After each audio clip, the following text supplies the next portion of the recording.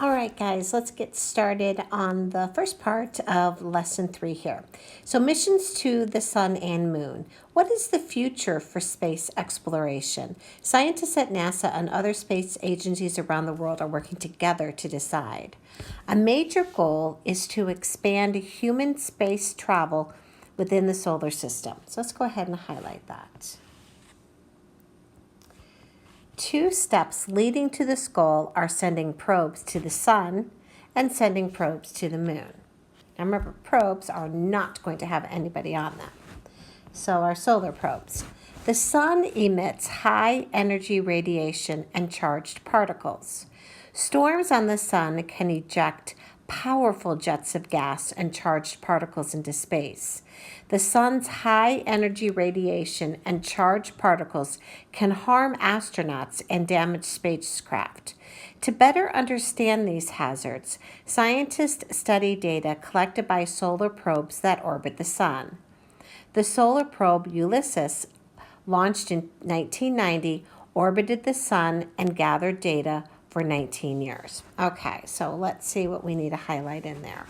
So we know that this is going to happen. So we've got high radiation and charged particles. So they send a probe to study and collect data about the sun so that they could, create the spacecraft or the clothes for the astronaut that's going to help protect them against these high energy radiation.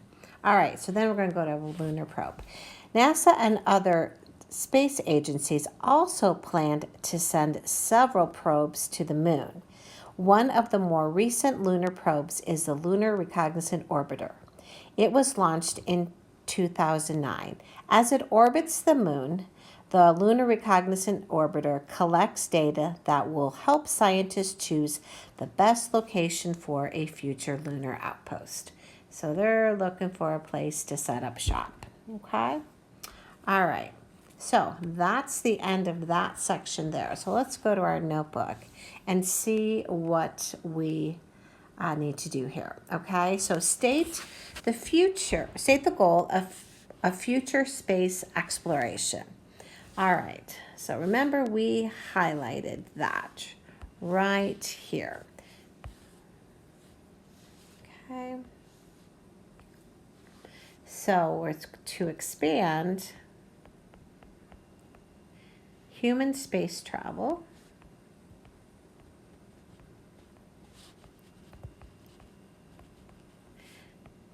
within the solar system.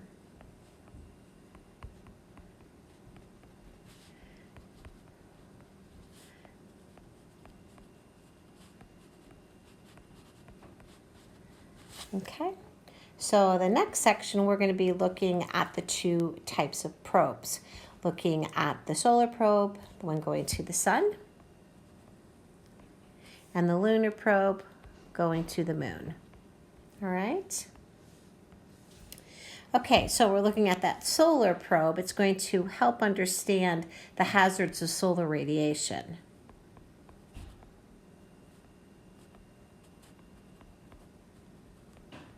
Help understand the hazards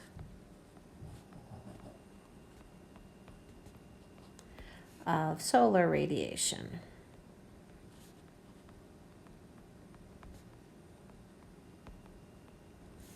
Okay, so that's why we're sending that probe there. Remember, probe is unmanned. Okay, so what about the moon, the lunar one? So it's going to help collect data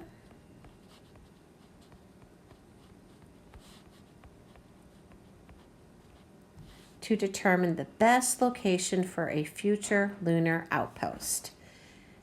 So help collect data to determine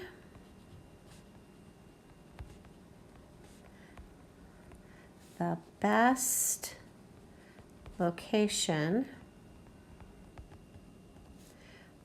for a future lunar outpost. So where could they set up shop? Okay. So the sun is going to understand the hazards of solar radiation and how we could best protect the astronauts and the spacecrafts, and then the moon, just to determine a location for a future lunar outpost. All right, so it looks like we're done there. So it looks like in this next section, we're going to need to identify the 4 inner planets. And that's it. That looks pretty simple, doesn't it? Okay. Mission to the inner planets.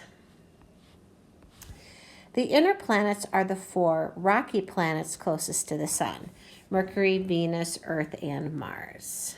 All right, so we're going to be looking at our planets more in depth as we move to our next 2 chapters. Scientists have sent many probes to the inner planets, and more are planned. These probes help scientists learn how the inner planets form and what geologic forces are active on them.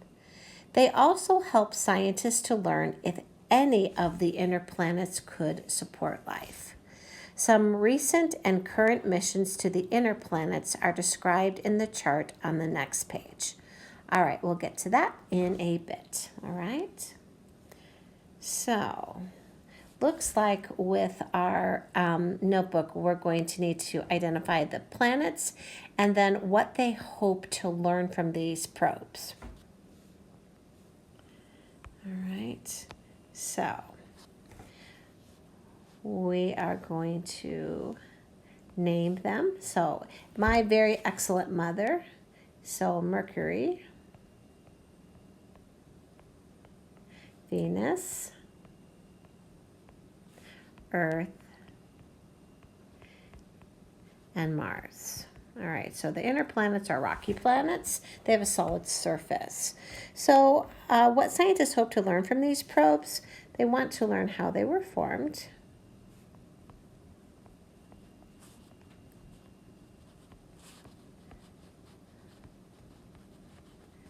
okay, so what geological forces are active on them, and that might be stuff like an earthquake or volcano, sandstorms, those types of things having to do with the earth. Geo meaning earth. Geologic forces are active, and whether they can support life.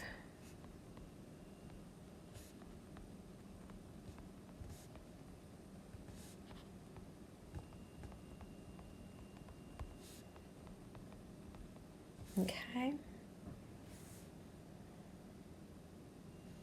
Alrighty. So let's look.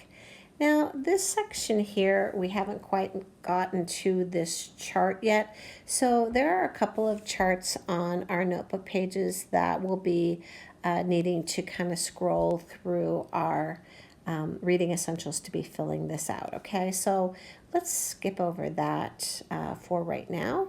And we see then that we are at the missions to the outer planets and beyond. And so that's our next major topic. And then we will stop and fill in this timeline as it jumps up within the text reading, okay? All right. Missions to the outer planets and beyond. The outer planets are the 4 largest planets farthest from the sun: Jupiter, Saturn, Uranus, and Neptune. All right. Just served us nachos. Pluto also was once considered an outer planet. It is now included with other small icy dwarf planets. All right, so Pluto is a dwarf planet, and we'll actually talk more about that when we get into our next couple of chapters. The missions to the outer planets are long and dangerous because the planets are so far from Earth. Some missions to the outer planets and beyond are described in the chart on the next page. The next major mission to the outer planets will be an international mission to Jupiter and its 4 largest moons. So there's the planet in the solar system. You'll get very, very familiar with that as we work through the next 2 chapters, 6 and 7. All right. Okay, so let's stop real quick and go to our notebook and see what we can fill in. All right, we still haven't read anything about that. So we can identify the 4 outer planets: Jupiter, Uranus, Saturn, and Neptune. Okay. All right, so if we look at our notebook, we have some more timelines to fill in. We haven't come across that in our reading. I think that's next. So get those written in and let's go back to our reading essentials. Okay, so here we go. The first flyby reaches Mars in 1964. Since then, many probes have been sent there. In 2003, 2 robotic rovers, Spirit and Opportunity, began exploring the surface of Mars for the first time.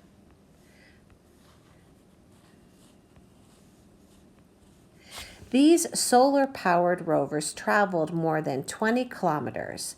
They sent data and thousands of photos to Earth for over 5 years. Messenger is the first probe to visit Mercury, the planet closest to the Sun, since Mariner 10 flew by it in 1975. All right, so let's go ahead and highlight that. We had read that earlier. The Messenger was launched in 2004. I'm just highlighting some of our dates because I know that we need to go back and fill in a timeline, and the timeline has a bunch of dates in it. So I'm just going to try to get us set up for success here. Before reaching Mercury, Messenger made 2 passes of Venus. The probe will fly past Mercury several times before entering Mercury's orbit in 2011. Messenger will study Mercury's geology and chemistry. It will send images and data back to Earth for 1 Earth year. On its first pass by Mercury in 2008, Messenger returned over 1,000 images in many wavelengths. Okay, so I see here 2008, and I see here that we've got Mercury orbit in 2011. Okay, so let's go ahead. If you have your split screened, we should be able to carry these dates over. All right. All right, so 1964. All right, so we have got our first 1964, the first flyby reaches Mars.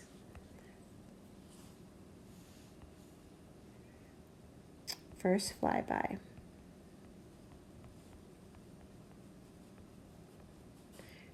Reached Mars.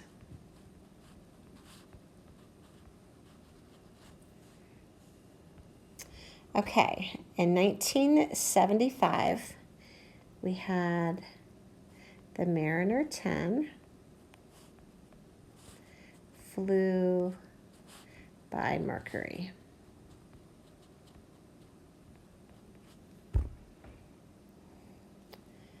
Okay, so we have this one here, and we have this one here. Our next time on our timeline is 2003.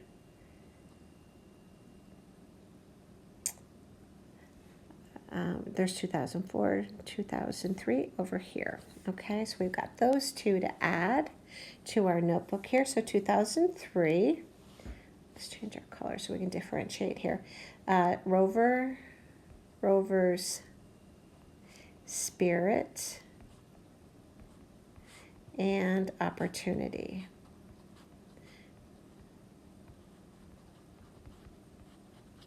Explore Mars.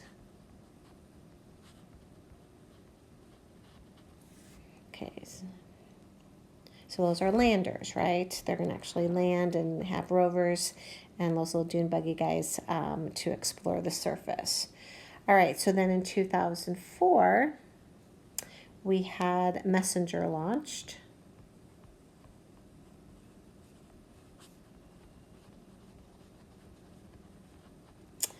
And in 2008, Messenger flew first pass by Mercury.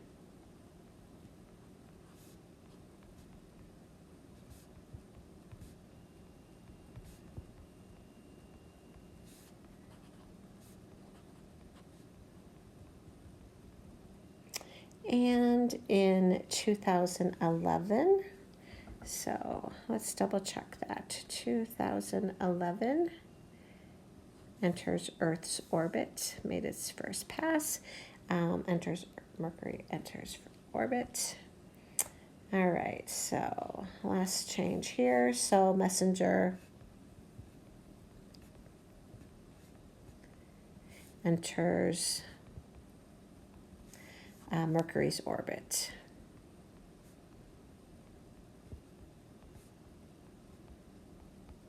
Okay. All right, so we have this first one all filled out. Yay. Okay, so stop the video if you need to get that caught up. Okay, reading essentials. Now, if we look at our reading essential, our notebook, looks like we are going to have another set of timelines, 1997 all the way through 2029. Okay, so let's read this section here. Cassini was the first orbiter sent to Saturn. It was launched in 1997. Okay, Cassini, 1997. As part of an international effort involving 19 countries, Cassini traveled for 7 years before entering Saturn's orbit in 2009. When it arrived, it sent a smaller probe to the surface of Titan, Saturn's largest moon. Cassini is so large, 6,000 kilograms, that no rocket was powerful enough to send it directly to Saturn. Scientists used gravity from closer planets, Venus, Earth, and Jupiter, to help power the trip. The gravity from each planet gave the spacecraft a boost toward Saturn. And we'll learn more about that orbital boost in our upcoming chapters. Okay, so let's take a look at what we can answer on our notebook here about these two dates. Okay, so we have here that Cassini is launched. And that then we have Cassini enters Saturn's orbit. Oops.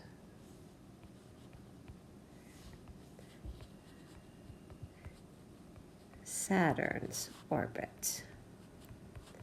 Okay. All right. So let's come up here. So we have New Horizons. New Horizons is much smaller than Cassini. It is heading toward Pluto. Like Cassini, New Horizons is using gravity from Jupiter to help propel it along. Though New Horizons was launched in 2006, which is our next date, it won't reach Pluto until 2015. I double checked that. It has reached it. Yes. It will leave the solar system in 2029. Without a gravity assist from Jupiter, it would take New Horizons 5 years longer to reach Pluto. Studying the solar system remains a major goal of space exploration. The table above describes some missions to the inner planets, the outer planets, and beyond. Okay, so let's get these last couple of dates in there. So in 2006, we have New Horizons launched.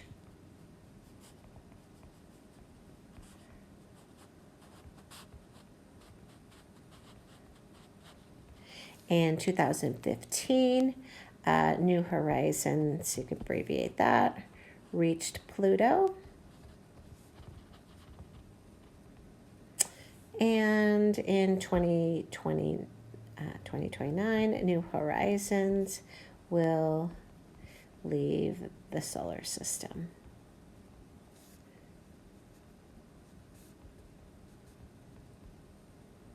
Okay. All right, so that's that chart. We have this little section left on future space missions. So we are going to be looking at Spirit and Opportunity landings and then future Mars missions. All right, hang in there, just about done. Do you think there will ever be cities or communities built outside Earth? That is looking very far ahead. No person has ever been farther than the moon. But human space travel remains a goal of NASA and other space agencies around the world. The first destination for human space travel are the moon and Mars. Studying and visiting Mars. A visit to Mars will probably not occur for several more decades. To prepare for a visit to Mars, NASA plans to send additional probes to the planet. The probes will explore sites on Mars that might have resources that can support life. One of these probes is the MAVEN spacecraft.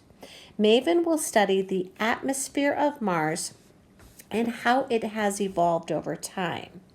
Astronauts will need to secure housing once they establish a suitable landing area on Mars. One of the options being tested is an inflatable structure that could serve as housing for astronauts. It has been tested in the harsh environment of Antarctica. Studying Jupiter. So this was Mars, and let's change it one more time to studying Jupiter. The largest planet in the solar system is going to be studied by the Juno spacecraft. It will take Juno 5 years to reach the gas giant. Juno will study Jupiter's atmosphere, gravity, magnetic field, and atmospheric conditions. Okay.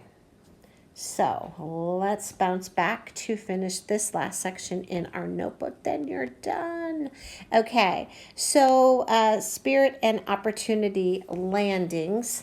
This didn't actually cover that. This little section didn't actually cover that, but it talks about that up here, right? That they went here. Spirit and Opportunity with the rovers and taking a look at the surface and those types of things. So the Spirit and Opportunity landings, that's kind of covered up here. So we can add, though, what we learned about was MAVEN. That it's going to study the atmosphere. What it currently is, what it has evolved from. That is what MAVEN did, okay, or is doing. Future Mars mission. So if they're looking, people to live there. People will live there. And do some research. But they have to set up, housing and those types of things. So they'll do, research in, some special tents or those types of things that's still being covered and studied in Antarctica. Oh, yeah. Do research in outposts there. Okay, so we're going to be spending a day coming up here soon talking about Mars and all about all the information and stuff that they're doing with Mars right now. Okay, all right, that wraps us up because we are done. There's our purple line. Get this knocked out, guys, and I'll talk with you